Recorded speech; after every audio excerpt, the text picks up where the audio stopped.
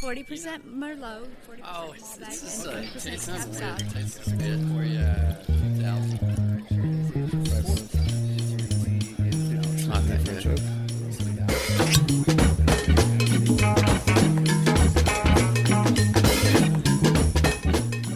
Welcome to the Wine Enthusiast Podcast, the world in your glass.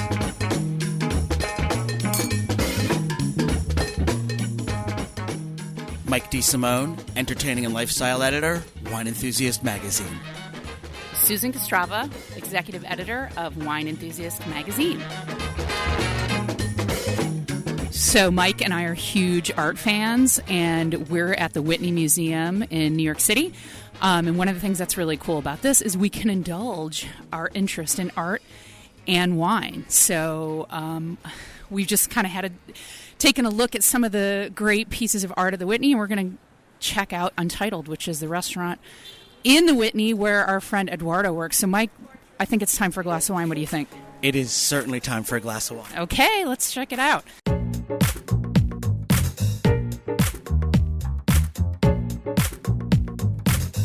So Eduardo's going to let us sort of drop in on him, and he's going to take us through a little bit about what he does here and talk to us about Untitled, the restaurant, and his wine program.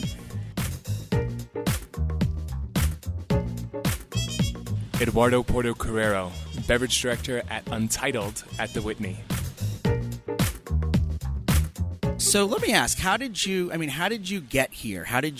Not here, you probably took the subway, I'm going to guess, but how did you get into service and into wine and food, and what was your career path for you to get to the point that you're working at one of the premier dining destinations in New York City right now? My first job outside of college, in terms of a survival job, because every actor needs to find a survival job first, was in a little wine store, making $8 an hour as a clerk.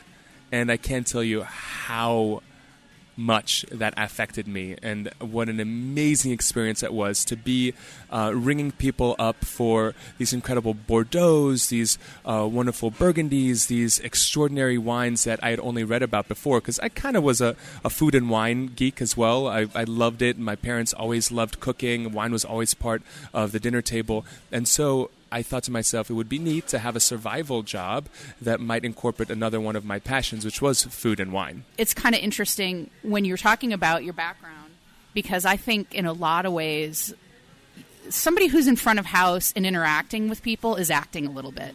I mean, you're sort of on stage, and you kind of have to be on, in addition to sort of all the other things that a beverage director or somm does, you're the face of the restaurant, along with the server, and you're certainly the face of the wine program or the spirits program. So how do you think the training that you had in acting or the interest you had in acting, how do you feel like that helps you in the job that you do here? I think it's immensely important, and frankly, one of the things that everyone talks about in terms of just art and creation of any tangible thing, it's all about being present, and I think that in connecting with people and being present and having that outlook on life has really helped me to excel, enjoy, and feel fulfilled with what I do today. I worked one of my first jobs in food service. I worked at a kosher deli. When I was in high school, and I actually used to cure the pastrami and cure the corned beef. But I'm just curious, just off the top, and I write about wine. What would you pair with pastrami? What I would pair with pastrami in 2002 when this was the case is very different than what I would pair today. But I tell you what, if I have the means to get my hands on a great Cru Beaujolais with an awesome pastrami sandwich with Thousand Island dressing on delicious rye bread, I think I would be an extremely happy camper. Okay, I love that you just said white bread and Thousand Island dressing with that, and I totally want that. It's so delicious and completely gluttonous, and I deserve it. Woohoo! I don't know. I feel like that, like some sin against the canon of pastrami was just committed, putting it on white bread, because there is no other thing but pastrami on rye. Pastrami on rye, it all depends. I do love pastrami on rye, but if you have really good toasted white, there's something so wrong that's right about it. You know what I'm saying? What advice would you give a young person or a college-age person who's interested in going into wine? What would be your first thing to tell them to do, and what would be your first thing to tell them to avoid and not to do? Okay, so the most important part of learning about wine is reading. Read. Then taste.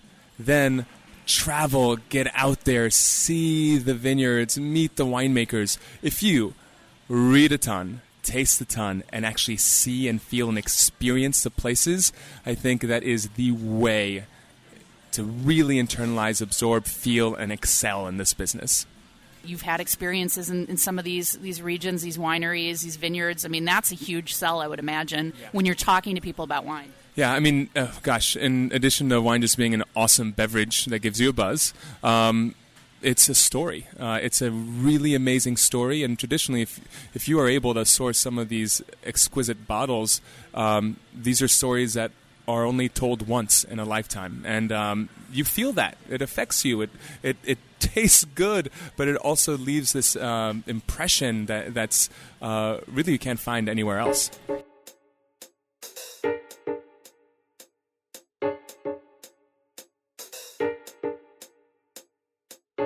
I know for a writer, like an emergency is when you've forgotten about a deadline or somebody needs something really quick or someone doesn't get an asset to us. If I need a recipe from someone and it comes in the morning of the shoot, the photo shoot, and it's like a disaster, and I can't even send it to a food stylist.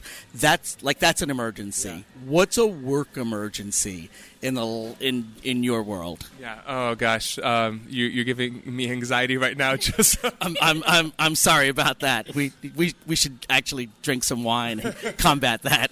No, Mike. I think all of us have had bad days, and actually, I've learned some great lessons from certain work emergencies I've had. With regards to gravity and really expensive white silk blouses and red wine, those are things that don't really make for a lovely evening out. There is a little tool. Well, yes. Be specific. Be specific. That's. We want to hear about that. So right now, I'm pulling something out of my pocket that I always carry with me. All right, this is my trusty serviettes. Some people call it lito, other people call it torchon. This is a sommelier's best friend. So wait, so that is a small black, it looks smaller than a regular napkin. It looks like a small black folded napkin. It may even, looking at one unfinished hem, it might be a napkin you've cut in half. But tell us about that. This is a sommelier's best friend. This little serviette allows for me to have a bit of insurance. If you are a young sommelier out there and you're listening to this, please don't try to be a hero. Do not serve red wine without your serviette. So a serviette, essentially what it is a cloth, a paper towel, a Kleenex, whatever it is that actually picks up the little drips that accumulate at the top of the bottle when you're pouring wine. Even though you might think that you have control of the wine, there's always going to be one sneaky little guy of a drip of wine that's going to come out and splash where you least want it. All right, there. That's my public service announcement. Okay. I'm picturing this. I'm figuring it out. But for those watching at home, could you verbally demonstrate how? Tell us, what do you do with your little serviette? Well, firstly, let me tell you what I did once without my serviette. The sad and thankfully successful event was me happily being a young sommelier. This is when I was still in Los Angeles working at a great little restaurant, and I was pouring red wine to a big top. It was three couples, 6 people, and I was pouring red around and was very comfortable without any aid of a serviette, and there, without even knowing, drip, 2 blotches, splats of red wine on this beautiful, what I assume was very expensive white silk blouse that this woman was wearing, and I didn't know. I didn't catch it. I didn't notice. So when was this brought to your attention? Her husband, that wasn't terribly sweet, noticed it moments later, and proceeded to berate me, proceeded to make me feel very small and sad. However, thankfully, the woman who got chipped on ended up being one of the sweetest, nicest people I have ever met, and berated her husband for berating me. So I ended up looking like the good guy, and it turned out all right because all we did was take care of the dry cleaning at that point, and there was no stain left. But I learned a lesson. My serviette.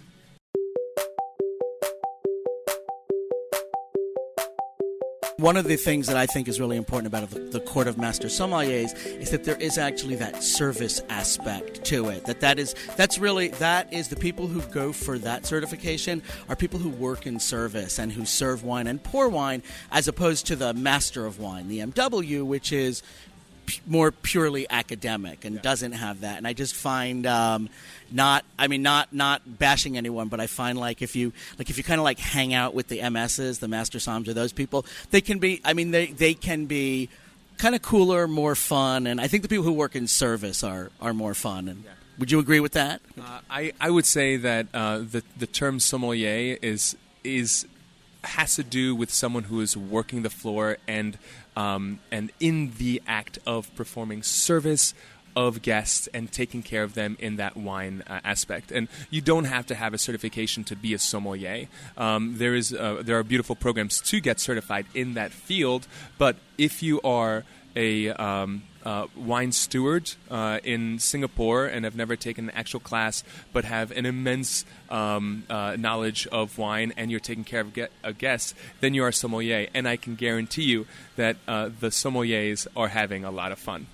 Yeah, I actually recently got back from India, and what fascinated me there was that in the hotels, everyone working, like even your servers in a restaurant, everyone had at least a level 2 WSET certification, and they were going on, which is the Wine and Spirits Education Trust, and they were going on for their level 3, and people were interested in because you have to go through that now in order to then go on to the Court of Master Sommeliers or the MW, and the level of service, the types of wine glasses, the breadth of knowledge of servers in India blew me away. Yeah, that's one of the things that I think is most important right now. I mean, we're in 2017, folks. We're living in the future, but it's the perfect time to see how wine has affected every corner of the world. We have people drinking wine, enjoying wine, learning about wine everywhere, and it's so exciting. This is the best time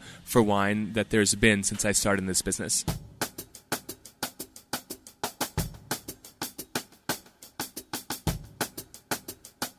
One of the things I want to say about Untitled as a location is, if you haven't been here yet, beyond obviously the amazing connection to the Whitney and beyond the great, amazing food and wine that you have here, this is awesome people watching. So visualize the space. It's all glass. I mean, it's basically you're sitting in tables, you're looking out onto the street, and New York is amazing people watching. But I'm just like, as we're hanging out here, just seeing all the people walking by. So it's not only, I would think, really interesting to see who comes into the restaurant, but it's also, you can sit here, have a glass of wine. It kind of reminds me almost of the equivalent of like in Paris, these cultures like Italy and France, where you sit outside and all the tables and all the chairs are turned to the street. It kind of feels like that, but you get the benefit of it being nice and warm in here because it's winter right now.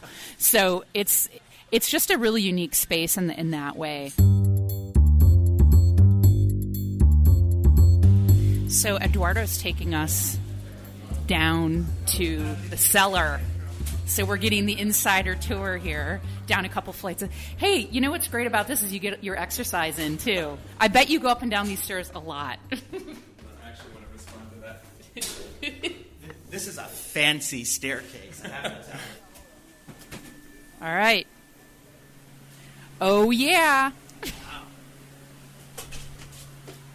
You can probably hear the fan. There's like activity back here. All right, we're in the red wine cellar. So this is where the magic happens, and it's not as pretty as a lot of cellars that you might see in your magazine, for example. This is much more about function over form, but this is where we hold pretty much all of our wines plus that are on the list, plus wines that aren't on the list but are ready to come on as soon as we have room for them. We also have a storage facility off-site where we hold on to wines that we're aging and need some more time. But for the purposes of working service, this is the place. I would say that this is very much my zen place, my happy place, and I'll even find myself in the middle of a lot of office work, taking a moment, coming in here to have a breather because it's quiet, but for the hum of the compressor, and it really is calming. When I first started in this business, I ran a little wine program, and it was just me, and I spent a lot of time in the cellar reorganizing, opening boxes, breaking down, so on and so forth. Now that I've been in this business for about 10 years, 10 plus years in terms of like being a wine director, I have thankfully a fantastic team, and I don't spend as much time as I would like in the cellar because I'm spending more time in front of a computer these days, but my team essentially takes it upon themselves to really keep this place as organized as I ask them to. And anyone come in here can find a wine. Everything is all labeled, dialed in, and I'm actually very proud of the way that the cellar looks. There is something really relaxing about being, I think, just in a cellar with the wine, if it's the thing that, you're passionate about, and, it's a happy place. Yeah, no doubt. It's calming, happy place, and you're surrounded by a lot of good friends, proverbially speaking. So if you could reach your arm out right now, like what's your current favorite rack or favorite section in here? It's like asking you to choose a child. I know, but I meant, current. Obviously, we go through phases, we go through styles. There's things that we're drinking that we really love at any given moment. It's cold out. It snowed last night. I'm in very much a Syrah state of mind, and I instinctively gravitate towards the Northern Rhone. I would say something like this. I just pulled out Cornas from a small producer named Marcel Juge, the 2012 vintage. Not too much of this wine comes into the U.S., and every time that we pull the cork on one of these, it's special for me as well as for the guests.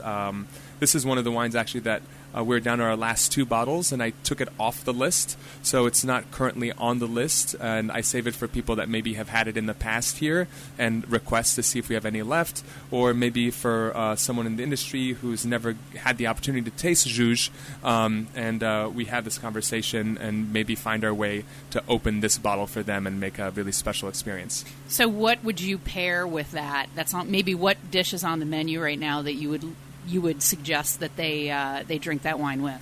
This could be as easy as ordering our burger and enjoying a burger with this wine. And a lot of people talk about high-low pairings, like really special bottles of wine with dishes that are just super homey and comfy. And a great cheeseburger with Northern Rhone Syrah for me is just sheer joy. But yeah, I mean, we have had a terrific a braised lamb pasta with that earthy gaminess of the lamb and the savory spice of this wine. It's just extraordinary.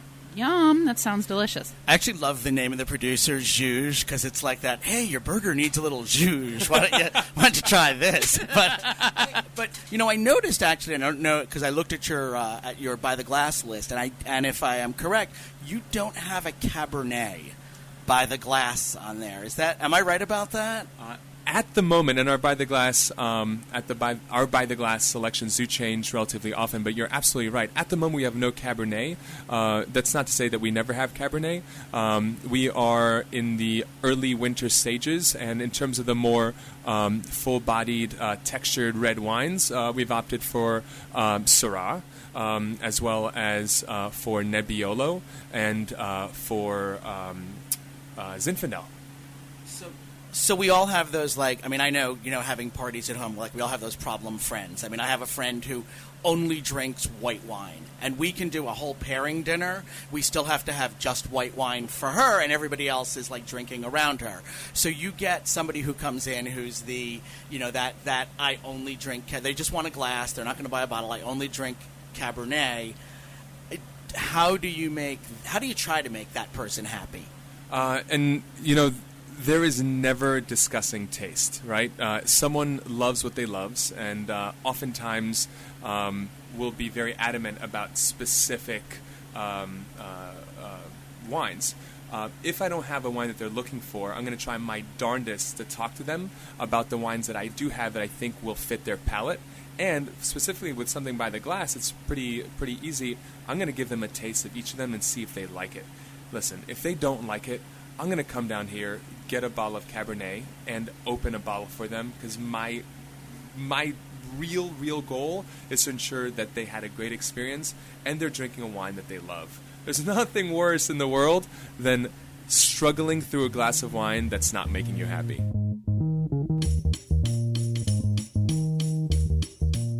This podcast is produced by Large Media, LARJ Media. Wine Enthusiast is made possible by grapes, sunshine, and wine, and by the hard-working editors who bring you news and information on your favorite beverage every day. If you like what we're doing, share our podcast with your friends and give us a review on iTunes or wherever you get your podcasts. For more fun wine information, follow us on Twitter and Facebook at Wine Enthusiast.